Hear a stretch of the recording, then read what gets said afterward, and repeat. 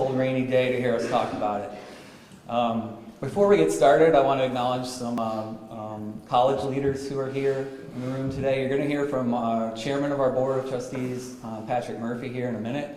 But in addition, we also have Trustees Bob Trojan and Gloria Cadilla in the audience, as well as our student trustee, Michael Foley. And then our Vice President of our Foundation Board, Lorraine Logan, is also here. So thank you for being here. So some of you may have read already some of this, what we're going to talk about today, but we're going to give you some more details on this Advanced Technology Center project that has been talked about for a number of years here at the college. We feel it's not only important but critical, both for the future of the college and for our community. So to talk a little bit more about it, we're going to start with our Chairman Murphy, and he's going to tell you a little bit more about the current update on the ATC.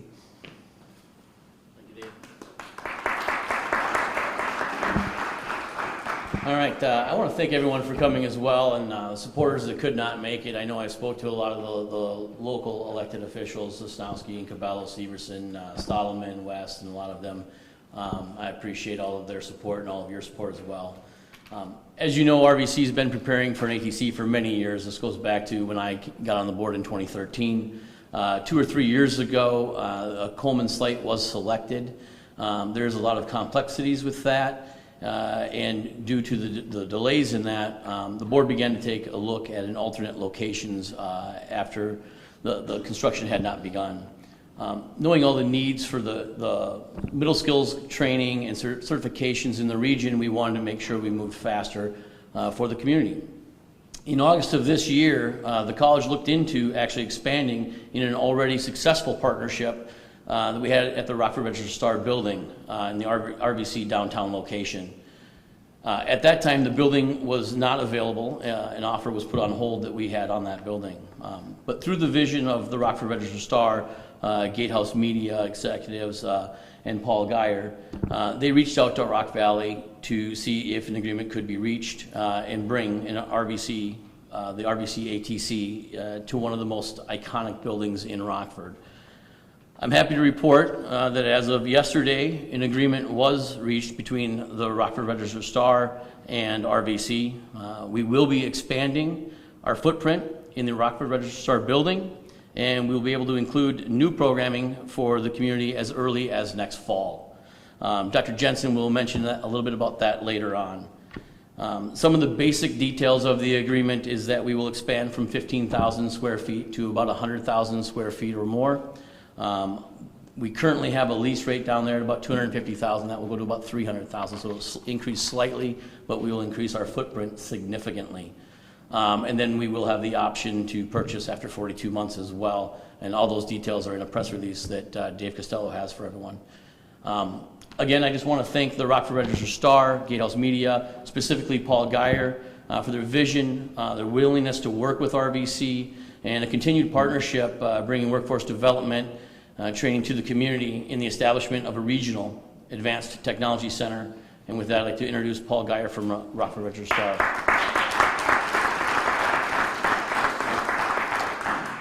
Thank you, Pat, and just want to thank everybody again for coming out today. This is a great crowd, and a lot of important people are here today, so I really appreciate y'all coming out. You know, I'm only going to say a couple things, and that is I'm super excited to extend this partnership that we've had. It's been a great partnership over the last 4 years with RBC. I'm super excited about the plans they have for the building. They've shared some of them with me. I'm sure Doug's going to share a little bit more. But I tell you what, my employees are ecstatic about the fact that we're going to bring all these folks to downtown, and we're going to be able to collaborate and be together in this beautiful, iconic building. You know, I moved to Rockford about 7 years ago. I love this city, and I love that building, and I'm happy for this project. And thank you very much, Pat, for making this happen. I'll turn it over to Doug now.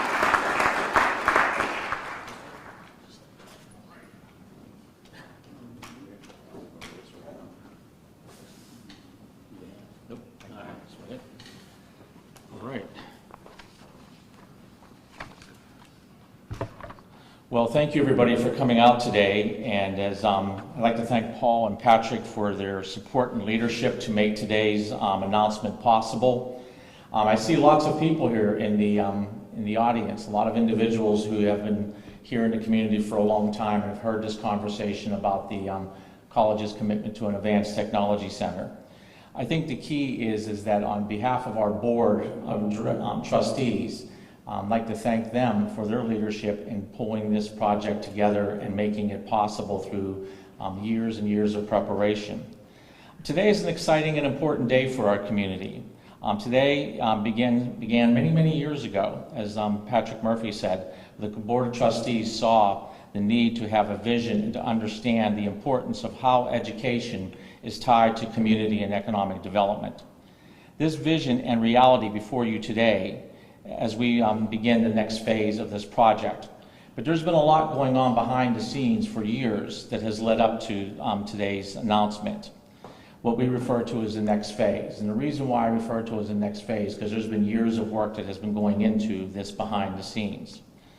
It's important to note that there has been and a lot of individuals that have made this happen here at the college, and a lot of the college leadership is here today. The vice presidents, the deans are all here who are committed to this project. The work has been occurring for over 2 years. I've been here approximately 3 years, and this work began shortly after I joined the college. Behind the scenes, you may not see the work because it's done quietly. It's done over a period of time. Our college educational offering had to be aligned with high priority occupations. Over the past 2 years, the college has been developing new programs for the ATC, such as mechatronics, industrial welding, logistics, and supply chain. But it's important to understand that these programs just do not begin here. They start off here at the college with faculty involvement, leadership involvement. They go through a process, but then they're submitted to the state for approval. And through that process, there's very different irradiations of that work that has to occur. So through that process, we've had some of these programs already approved. The college currently is receiving approval on phase 1, has received phase 1 approval for our mechatronics program. As I mentioned, the industrial welding certificate and the logistics and supply chain most recently. We're also in the process of what we refer to as program modification. Many of our programs here at the college really have not been looked at in terms of what are the priority and high occupational needs of this area. So we're also going through program modification, which is also a similar process and requires different levels of approval.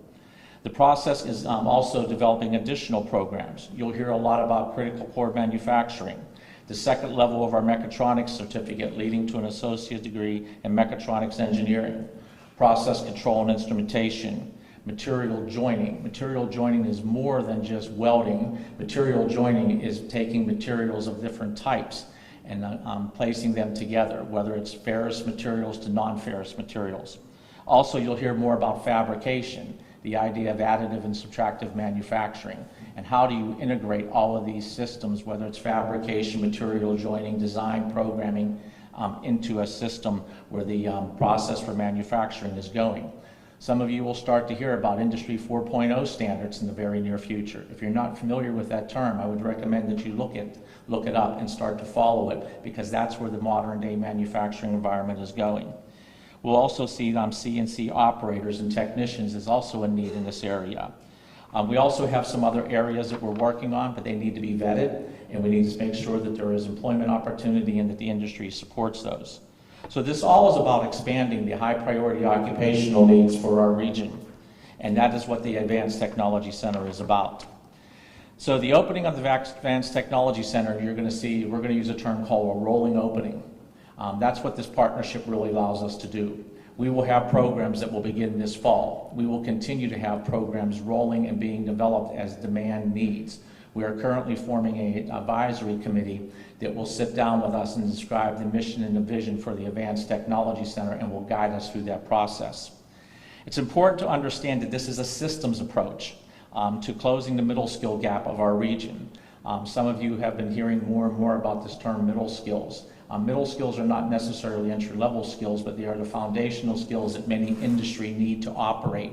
And it's that shortage that is causing many businesses not to be able to expand and to grow the way they want to grow. I'd like to thank our school district partners. Very quietly behind the scenes, many people may not have noticed this, but we started working with our school district partners over 2 years ago to develop educational pathways. And we're in the process of developing 9 educational pathways that will be rolled out between the public and private high schools in our area. That was a very quiet thing, but our superintendents took the leadership and to make that happen. And I'd like to thank the superintendents for their vision and their commitment to that. Also, the college has been working with our manufacturing businesses and community to address the needs to hire incumbent workers and to expand incumbent workers. We have leaders in this community like Bergstrom, who has stepped up and have worked privately with the college to look at what are the critical manufacturing needs that are necessary so they can continue to expand their business and also to support other individuals who want to get into the manufacturing sector. It's that type of industry leadership that make these types of opportunities possible, but are more importantly, these types of commitments from the private sector that are necessary to sustain this program. The other thing I'd like to just mention to you is the work that's been going on with our partnership with the economic development community and talking with these individuals, specifically RADAC.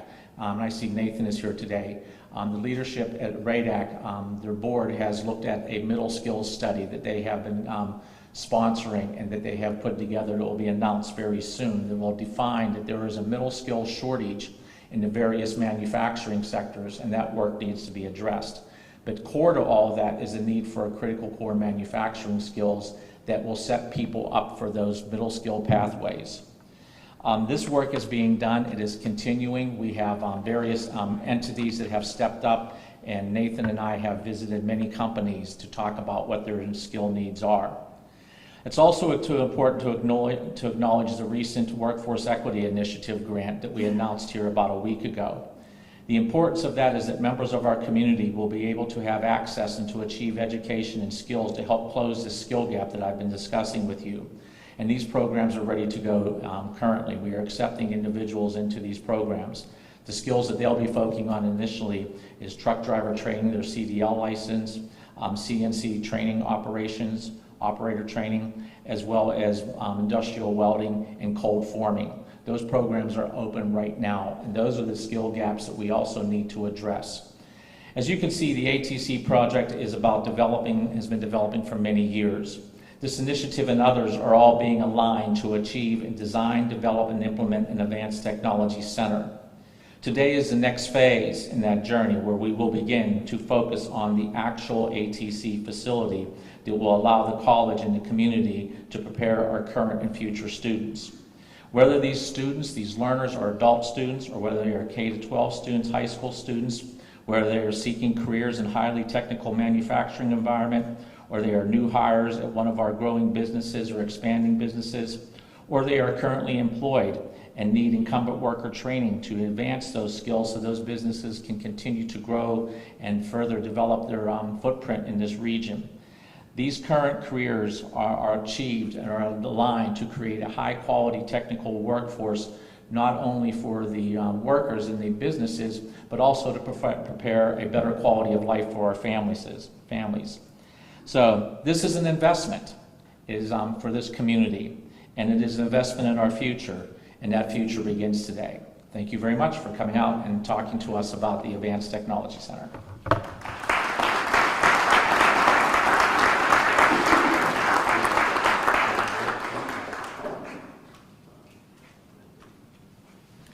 That concludes the formal remarks. Everyone you heard from will be available for individual interviews now, and thank you all for coming out and supporting this project.